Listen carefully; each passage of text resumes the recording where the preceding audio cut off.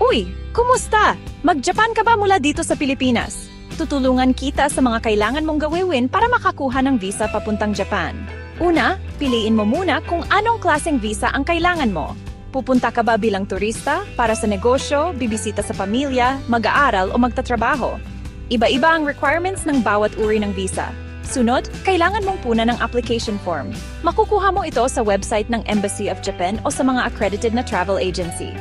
Ngayon, kumuha naman tayo ng mga dokumento.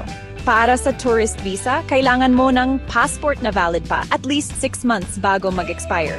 Napuna na application form, ID picture, 4.5 cm x 4.5 cm, white background, birth certificate, marriage certificate kung kasal ka, itinerary mo sa Japan o plano ng mga gagawin mo in araw-araw, bank certificate, income tax return, certificate of employment o business permit, at kahit hindi required, mas maganda kung mayroon kang round-trip flight booking. Isumite ang application mo sa isang accredited na travel agency. Tandaan, hindi tumatanggap ng direktang application ang Japan Embassy. Ilan sa mga mapagkakatiwalaang agency ay ang Really Tours and Travel, Universal Holidays Inc., Friendship Tours, at Attic Tours. Pagkatapos, hintayin ang resulta. Karaniwang inaabot ng 5 to 7 working days ang pagproseso. Kung may kailangan pang dagdag na dokumento, maaaring mas matagalan pa.